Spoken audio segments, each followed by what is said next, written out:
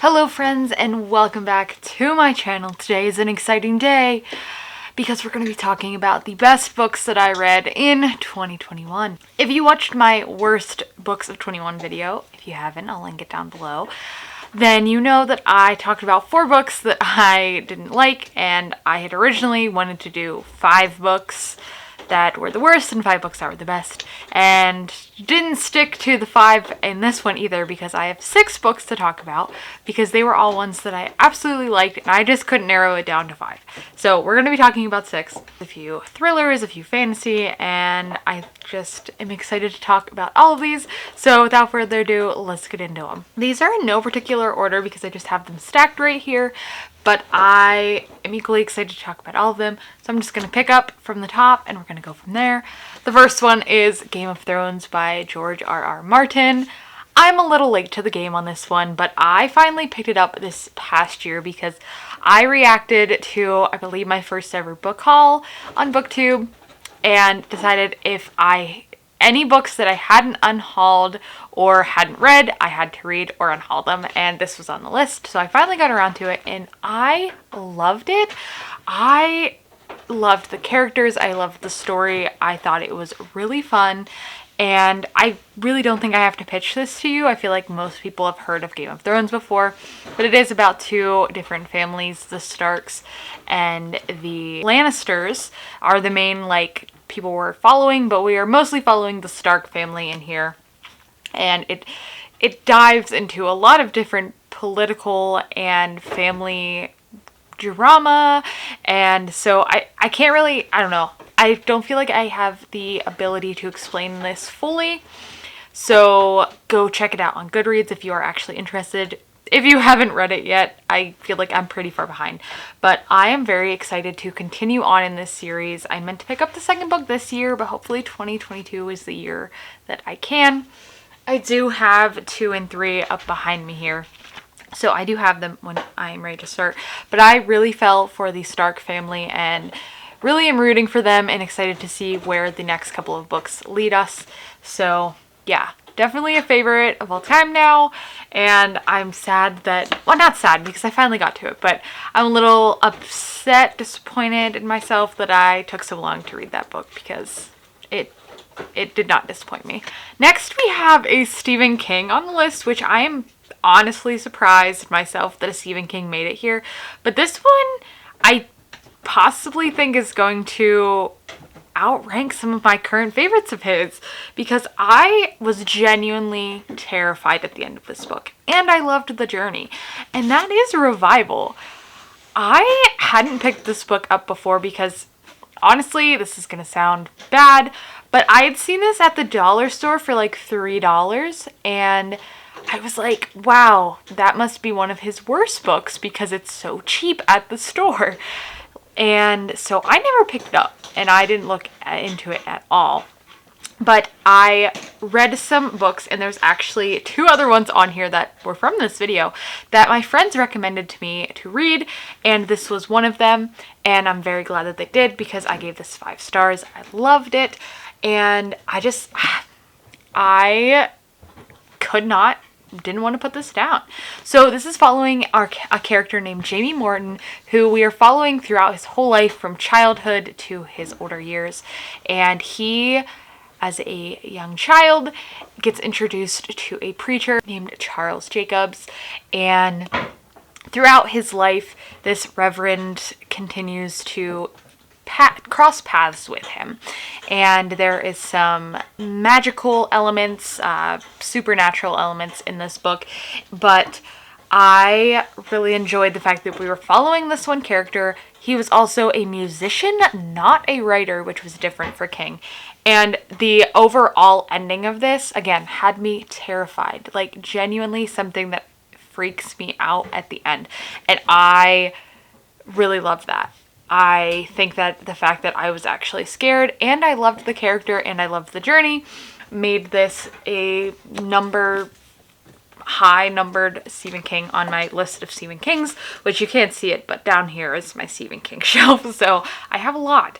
But this one was definitely up there, and I would highly recommend it if you haven't picked it up because I feel like a lot of people have this one lower down on their list in comparison to like Pet Sematary or The Stand, Misery, and I honestly think this one is better than some of those. So I would highly recommend it if you haven't picked it up.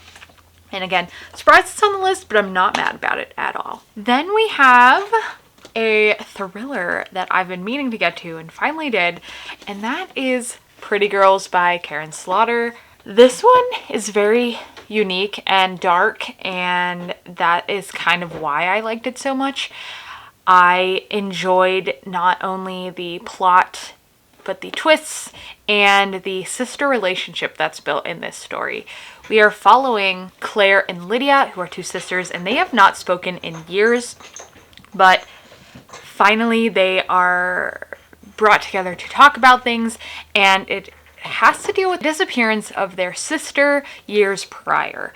And I don't want to talk much more about it because a lot of the story you have to read for yourself, but this is a book that has lots of trigger warnings. There is a lot of torture, murder, kidnapping, so if that stuff bothers you, definitely maybe not pick this one up, and check out other trigger warnings on Goodreads, because I am still learning about how to best give trigger warnings. So I will always continue to recommend you go to Goodreads as well, because a lot more people talk about things there. But this was my first time reading from Karen Slaughter, and I really enjoyed it, and I cannot wait to pick up more of her books in the coming years. And I know that this one had been pretty hyped by a lot of other thriller writers because of kind of the premise and the graphic nature of the book, and I was not disappointed. I enjoyed it, and again, really excited to read more from this author. Go into this one with trigger warnings in mind, but if you can handle that stuff, then I would recommend it completely. A nonfiction on this list, but it definitely deserves to be here, is The Immortal Life of Henrietta Lacks by Rebecca Skloot. I picked this one up again because my friend recommended it to me. And I think this one is definitely a staple. If you like science, you're teaching science, you're in the science field, you should read this. It is the story of the woman who allowed science to have HeLa cells and make lots of advances in technology and science. So Henrietta Lacks was a African-American woman who her cells were actually taken from her illegally without her permission, and they were used in science. And this story goes through all of the details about the cells and about the uses that they have in science, and also about Henrietta's life and history and family. And I just thought this was very interesting and eye-opening to a part of the science world, not only for the science aspect, but the aspect of the social inequality at the time and the idea of medical privacy and consent. So I really, really enjoyed this, and it's going to be a book that I keep, if I start teaching in the future, keep in my classroom and recommend to students, and just want to have on my shelves, because it's great for not only the science in me, but the book lover in me. So definitely would recommend this if you haven't picked it up yet. It's great nonfiction, and I am so glad that it was recommended to me, and I finally picked it up. One that definitely surprised me because I was not expecting to love it as much as I did is I Darken by Kirsten White. I loved this book so much, and I cannot wait to finish the trilogy this year. I was not expecting to be so enveloped in this world that she created. This is a retelling of Vlad the Impaler, more or less, and it doesn't even give you a synopsis, and I love that because I went into this totally blind, and I think a lot of you should too, except for the fact that knowing that's a Vlad and the Impaler retelling. The writing style is great. The world building, as well as the fact that she used historical context here and research, really made this a rich, diverse type of novel, like in a way that, you know, we're actually looking into history and looking into things that were going on at the time. And I think that this is a type of fantasy I want to explore more of, and I can't even really explain it that well. I just remember picking it up and I could not put it down, and then I was like, oh my god, I loved that, and I immediately bought the 2 books that follow it. So Lada is our main character. She's a female version of Lad the Impaler, and it kind of just goes along with the politics of her house and how the world around her is working. Like, there are a lot of politics in here, as well as just like character development, and I really enjoyed it. So I'm excited to see where this series goes in 2022. I do plan to finish it. And if you have not picked this one up and were mildly interested in it, then I would recommend you just pick it up, put it on your TBR, because I was also mildly interested in it and was kind of like on the fence of getting rid of it, and then I picked it up and I loved it. So that is my recommendation for that one. And then we're on to the last book, which is the most recent one that I read. And I just picked this one up one evening and was like, I'm gonna read this. I'm in the mood for it. And then I was blown away and definitely behind on reading it, which is funny because it's Behind Her Eyes by Sarah Pinborough. I had heard so many things about this, about how it was a plot twist that was crazy, and it was like the best book by Sarah Pinborough, and it's one of the ones that when you look up thrillers comes up, and I didn't really know what the hype was about. And then I read it and I was like, oh my gosh. And I totally see how this is a book that you could either love or hate depending on the ending and what you think of it, because you might think it's cheap, or you might think it's cool, or you might think it's just okay. I don't know, but definitely I enjoyed the book throughout for sure. We're following our main character. Well, we're actually following 3 characters in this book. Louise, who is a secretary at this local business. David, who is the boss of this new business. And David's wife, Adele. And all of these characters get mixed up in a certain way, which I think you just need to read the book to figure out how. And then that mix-up ends up becoming the plot, more or less. Like, how they interact at the beginning is part of the main plot going forward, and then where we end up at the ending, my gosh, I was not expecting it, and I was blown away.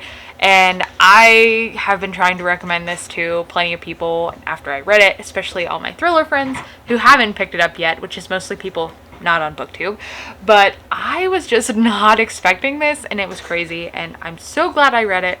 I don't think I'm going to pick up any more from Sarah Pinborough, just because I've heard that this is the best from them, and I have other books on my TBR, but if I hear anything different in the future of her books, then maybe I will pick them up. But this one definitely surprised me, definitely really liked it, and if you have, like me, not been spoiled for the ending and have been wanting to read it, then I would highly recommend it, because it was definitely a trip. So here we have it, guys. These are my best books of 2021. I rated all of these 5 stars. I could recommend all of them for different reasons. So if any of these speak to you, I really hope you pick them up, because I just enjoyed them so much. And I'm so glad that I read them. 2021 was not the reading year for me, but at least I found a couple gems that I will continue to recommend and be glad that I read.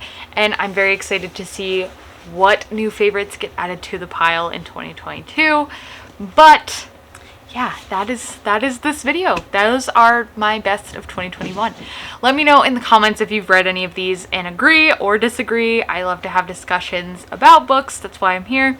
And if any of these now you're interested in, I would also love to know, because I want to see people read my favorite books. It makes me feel happy when they do.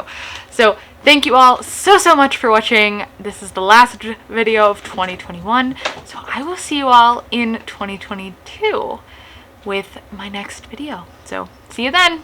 Bye.